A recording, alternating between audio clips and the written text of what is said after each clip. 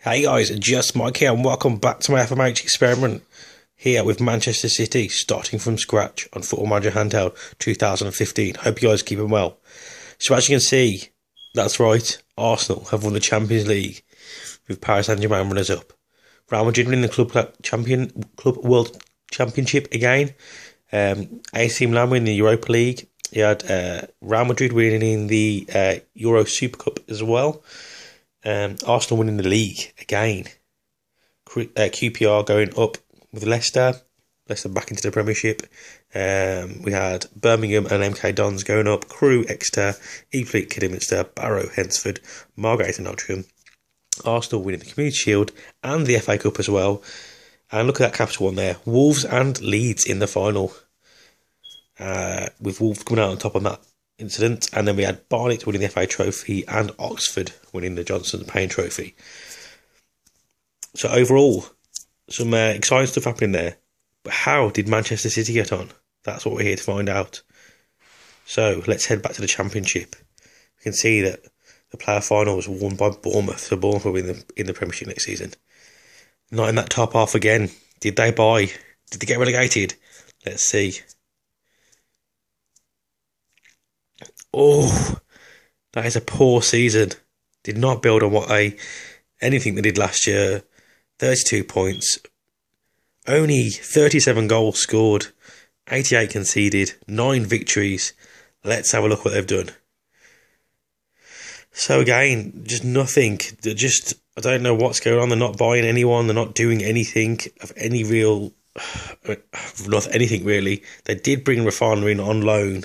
Let's see what impact he had. 46 game played, 10 goals, 5 assists, 1 red card and 5 yellows with a 7.54 average. So a pretty decent season to be fair, but it's just obviously the rest of the team. Well, there's not really much of the rest of the team, but yeah, not a bad season. Didn't really contribute any goals though. Another good season for him. 51 games, 22 goals, 5 assists, 4 yellow cards. But then obviously it's just there's no quality in the team. I mean, these players, that's fair, he's grown quite a bit. I mean, they are growing, I suppose, but just not to any of the stat. No, he's not to the standard that Manchester City really should be doing. And obviously they're going to be playing next season in League One as well. So yeah, just absolutely shocking. I mean, let's have a look here. I mean, some fixtures here. Any standout results? 4-1 victory against Bristol City there. Some decent run of form in March, I suppose, there. Absolute terrible February. Awful January. Bad December. Terrible. No, oh, look at that. Oh, my word. That is a sad tale. That is 5-1 victory just thrown in the middle there. Look at that. That's bad. But then you just... Oops, you just look at that screen there. That was all reds, but then now that 5-1 victory just thrown into the middle right there against Millwall. So they must have been thinking, oh, we've turned the corner here, but no. Oh, God, like that, yeah. It's not good reading. What did they do in the Cup? So, yeah, got knocked out in the Capital One Cup second round to Norwich. And FA Cup, oh, they did actually beat Portsmouth and Tranmere. Got to the 5th round against Brentford, but they're not knocked out. So, absolute disgusting season really. It's not what you're looking from a Manchester City squad.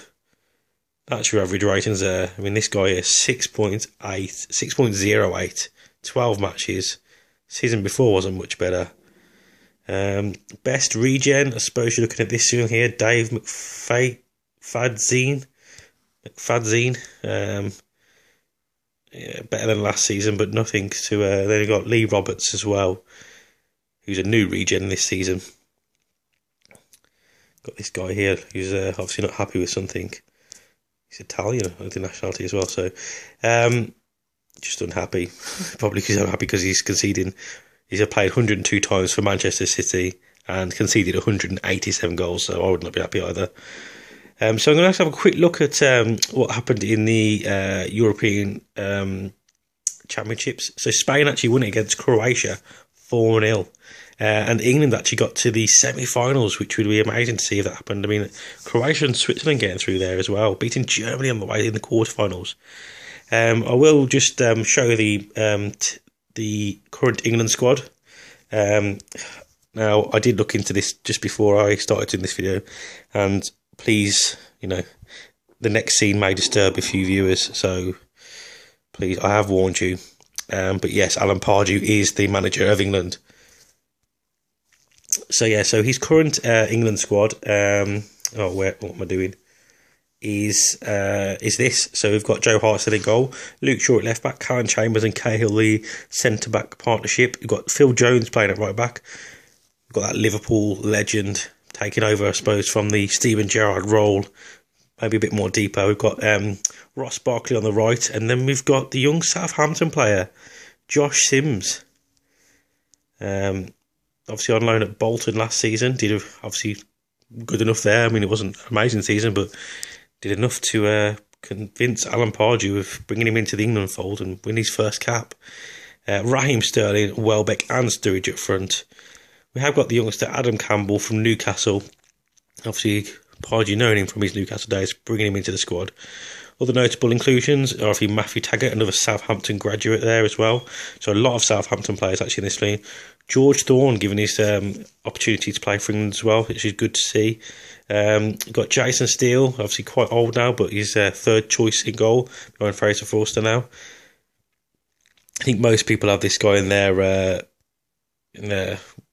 teams eventually in any save on FMH. Obviously Dan Crowley as well, the 19-year-old from Arsenal, in the squad but not made an appearance yet. And obviously James Wilson, which we all know about. Obviously Huddleston, he's a really good player on it, and football manager Handheld actually, to be fair, so worth a look at for most people's saves. Glenn Johnson's still knocking around as well in the England setup. So yeah, Manchester City not bringing any massive players in. Let's just have a look at any massive transfers here.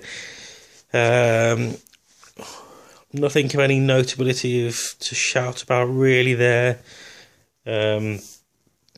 That's a good buy for Kondo. I'm not going to even attempt to pronounce it. Good buy for Manchester United there in obviously start of next season. But let's have a look at what happened in January.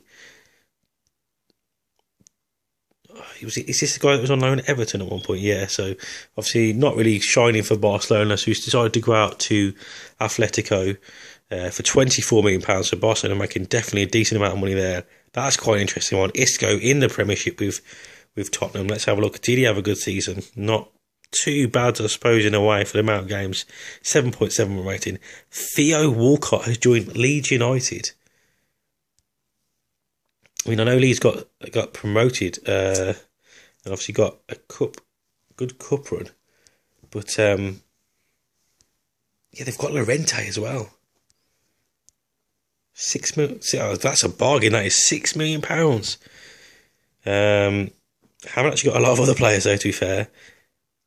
Llorente and Theo Walcott though, that is what have they been doing? So they spent £15 million and just let some players.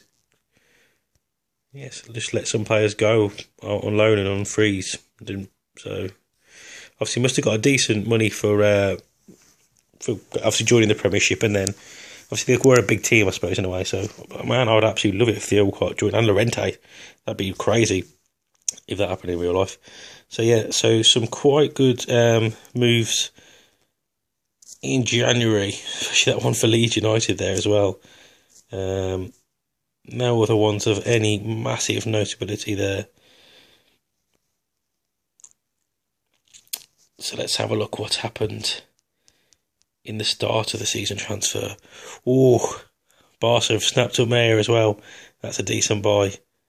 That's not amazing, but Fiorentina's nothing massive there. Robbie Brady going for 8.75 million to Everton. Has he turned repaid? No, not. I mean, actually, them assists. That's a pretty 14 assists. That's a decent amount of assists. That is. Ryan Bertram leaving to go to West Brom. Jake Livermore signed for Swansea. Aaron Hunt comes into the Premiership with Southampton. No, nothing of any massive notability. No massive. That's a really good signing for PSG, but Nothing really else happened really then. So yeah, so as well, we're going to see if are Man City going to rebuild. Are these youth players going to start now showing that their worth? David Moyes is Manchester City's manager. That probably tells us all a story there. So will Moyes keep his job? Will Moyes be the man to bring them back up to the Championship? Will he rebuild the team next season? Are they going to buy some players for crying out loud? Yeah, guys, join me in the next episode. Hope you've enjoyed this one. Keep showing your support for FMH Vibe, and I will speak to you legends soon.